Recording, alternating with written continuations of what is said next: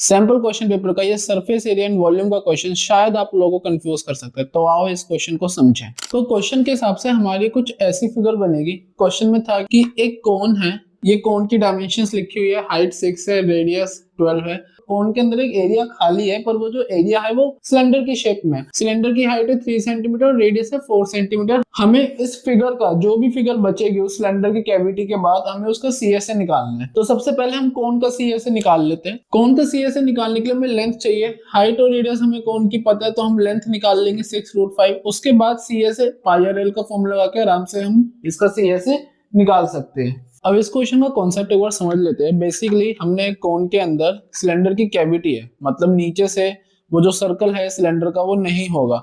But अगर मैं समझो ये सिलेंडर है, वैसे तो एक क्यूबॉइड है बट आप समझ लो ये सिलेंडर है। अगर मैं नीचे से इसका ये वाला बेस हटा दूं, बट इसका ये ऊपर वाला बेस तो रहेगा ना, और ये जो ऊपर वाला बेस है ये नीचे वाले बेस के इक्वली होगा।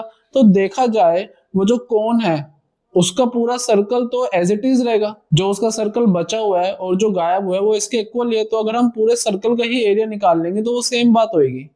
आई होप आप लोगों को समझ आएगा। अब क्वेश्चन पे बढ़ते हैं। तो जैसा मैंने अभी आप लोगों को समझाया, यहाँ पे मैंने एरिया ऑफ बेस निकाला कौन, जो कि नॉर्मल सर्कल का एरिया है, तो पाई आर स्क्वायर लग गया। फिर अब अंदर सिलेंडर बचा है, बेस तो कवर हो गया, हमें सीएसए के लिए अंदर का सिलेंडर बचा है। तो सीएसए और सिलेंडर निकालेंगे 2 पाई आर एच। हमने यहाँ पे इसको सॉल्व करके 24 पाई सेंटीमीटर लिख दिया।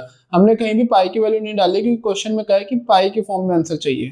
अब टोटल सरफेस एरिया निकालने के लिए हम इन तीनों एरिया को आपस में प्लस कर देंगे। जैसे हम प्लस में लिखेंगे हम देख सकते हैं कि इन तीनों में 24 पाई कॉमन आ रहा है। 24 पाई कॉमन लेंगे, अंदर बचेगा √35, इधर बचेगा 6, इधर बचेगा 1। तो हमारा फाइनल आंसर आ गया 24 पाई 3√5 + 7। आई होप आप लोगों को ये समझ आएगा। बट अगर अब भी कोई डाउट है तो आप कमेंट में कह सकते हो या फिर डीएम कर सकते हो। हम इस पे सेकंड वीडियो बना लेंगे, 2 पार्ट में बना लेंगे, या फिर कैसे भी इसको हम दोबारा कर लेंगे।